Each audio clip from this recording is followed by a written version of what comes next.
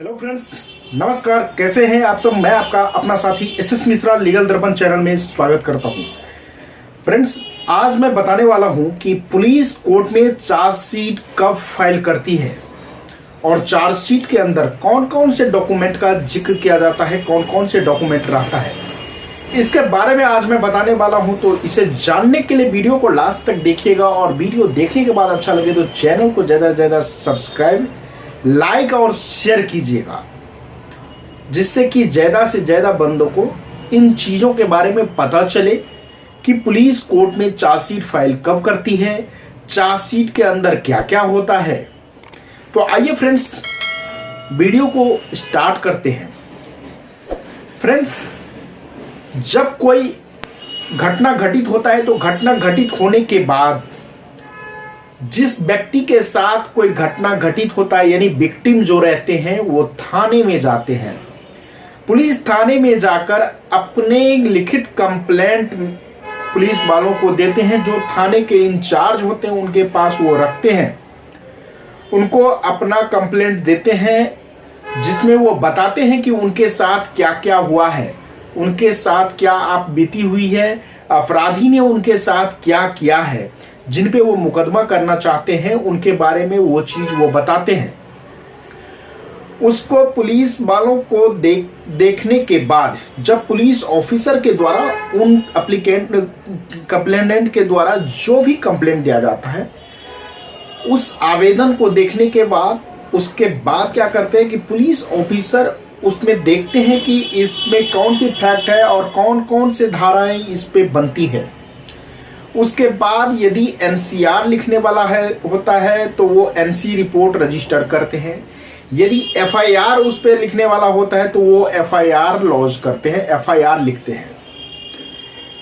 जैसा कि आप लोगों को मैंने पहले भी वीडियो में बताया है कि ऑफेंस दो तरीके के होते हैं, कॉग्निजेबल और नॉन कॉग्निजेबल ऑफेंस।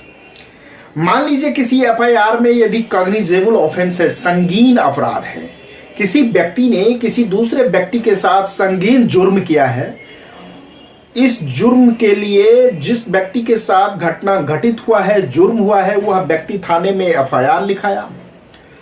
अब एफआईआर पुलिस वालों के द्वारा एफआईआर लिखने के बाद उनके द्वारा अगला काम होता है कि वो चार्जशीट कोर्ट में फाइल करेंगे। लेकिन चार्जशीट फाइल करने के लिए उनको बहुत सारे सबूत की जरूरत होती है, क्योंकि चार्जशीट आपने देखा होगा कि चार्जशीट जो है इतना मोटा होता है, किसी में इतना मोटा होता है। जिस टाइप के नेचर ऑफ केस होते हैं, नेचर ऑफ एफआईआर होते हैं, क्राइम होते हैं, उस हिसाब से चार्जशीट बनता है।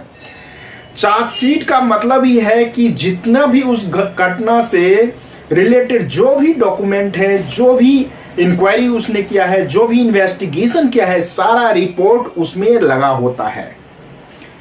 पुलिस ऑफिसर के द्वारा एफआईआर लिखने के बाद कॉग्निजेबल ऑफेंस की स्थिति में पुलिस ऑफिसर क्या करते हैं, उस घटना से रिलेटेड जितने भी व्यक्ति पे उनको शक रहता है या फिर कंप्लेंट में जितने भी व्यक्ति का नाम दिया रहता है, उस सारे व्यक्तियों को पुलिस थाने में बुलाकर एक एक कर पूछताछ करते हैं।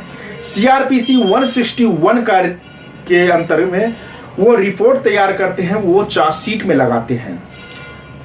उसके बाद यदि कहीं पे घटना जिस स्थान पे हुआ है उस स्थान पे पुलिस वाले गए हैं, वहां पे दो गवाहों के समक्ष वहां से जो भी सामान यदि कुछ सीज किए हैं तो सीजर मेमो रिपोर्ट लगेगा, सीजर रिपोर्ट लगेगा। उसके बाद वहां से जो घटना का नक्शा है वो बनाएगा, तो वो भी लगता है उसमें। उसके बाद जो है पुलिस वाले, यदि लेडीज का मामला रहता है, पुरुष के भी कई मामले ऐसे होते हैं जिसमें पुरुष के साथ भी 164 का बयान, सीआरपीसी 164 का बयान, जो कि कोर्ट में मजिस्ट्रेट के सामने होता है, उसमें कराते हैं। लेकिन लेडीज के केस में ज्यादातर ये मामले सीआरपीसी 164 का बयान होता है। जैसे कि रेप का केस हुआ, चाहे वो 376 का मामला हो या फिर पॉक्सो के अंदर में हो, जो बच्ची के साथ जो गलत काम करते हैं पॉक्सो के अंदर में वो सारे आते हैं अंडर 16 एज। तो उसमें क्या होता है कि उसमें भी 164 का बयान महिला से कराया जाता है मजिस्ट्रेट के सामने, वो रिपोर्ट भी उसमें लगता है। उसके बाद जो है, मान लीजिए कोई ऐसा क्राइम है जिसमें मर्डर हो गया है, तो मर्डर में जो है जितने भी उनके होंगे, जो डॉक्टर जो चेक किए हैं, पोस्टमार्टम रिपोर्ट, वो रिपोर्ट भी उसमें लगते हैं, मेडिकल रिपोर्ट लगते हैं, जितने भी रिपोर्ट होते हैं वो सारे रिपोर्ट लगते हैं। यानी कहने का मतलब है कि आपका चार्जशीट जो होता है, वो चार्जशीट टोटली डिपेंड करता है कि नेचर ऑफ ऑफेंस क्या है, ऑफेंस किस प्रकार का है, किस प्रकार का धारा लगा हुआ है एफआईआर में। एफआईआर में यदि धारा मर्डर का लगा हुआ है तो उसका उस हिसाब से चार्जशीट बनेगा। यदि कोई छोटा ऑफेंस है तो उसमें उतना ही चार्जशीट बनेगा। यानी चार्जशीट में जो डॉक्यूमेंट होता है, आपके एफआईआर से संबंधित जितने भी इन्वेस्टिगेशन पुलिस ऑफिसर के द्वारा किया गया रहता है, वो सारा इन्वेस्टिगेशन का रिपोर्ट ही चार्जशीट में लगाया जाता है। चार्जशीट तो वैसे टाइम फाइल करने का जो है सीआरपीसी जो बताता है, वो ये बताता है कि यदि कॉग्निजेबल ऑफेंस है, यानी संगीन अपराध है, संज्ञेय अपराध है, तो 90 दिनों का टाइम होता है पुलिस ऑफिसर के पास कि वो कोर्ट में चार्जशीट फाइल करे। और यदि असंज्ञेय अपराध है, नॉन कॉग्निजेबल ऑफेंस है, तो 60 दिनों का टाइम होता है। कभी कभी ये लेट भी हो जाता है, लेकिन टाइम जो है वो टाइम यही बताता है कि नॉन कॉग्निजेबल की स्थिति में 60 दिन, जो संगीन अपराध नहीं है उसकी स्थिति में। जो संगीन अपराध है उसमें चूंकि बहुत सारे एविडेंस की जरूरत पड़ती है, बहुत सारे उनको इन्वेस्टिगेशन करना पड़ता है, इसीलिए उसमें 90 दिन का टाइम लिया जाता है।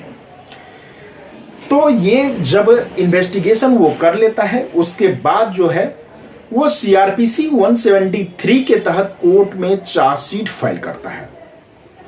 चार्जशीट फाइल करने के बाद जो एक्यूज्ड होता है, वो उस एक्यूज्ड को चार्जशीट का फोटोकॉपी एक सेट मुफ्त में यानी निःशुल्क उनको उपलब्ध कराया जाता है, कोर्ट के द्वारा उनको दिया जाता है। जो पुलिस ऑफिसर जो आईओ होते हैं केस में, वो आईओ उनको सप्लाई करते हैं, यानी कोर्ट में मजिस्ट्रेट साहब के सामने उनको एक कॉपी देते हैं।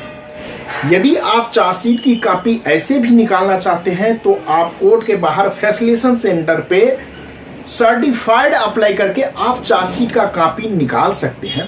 लेकिन हर एक मुजरिम का अधिकार होता है कि वो चार्जशीट का कॉपी कोर्ट में पुलिस ऑफिसर, मजिस्ट्रेट के सामने पुलिस ऑफिसर जो भी आईओ होते हैं उस केस से रिलेटेड, उनसे मांगे और वो उनको चार्जशीट का कॉपी उपलब्ध कराते हैं।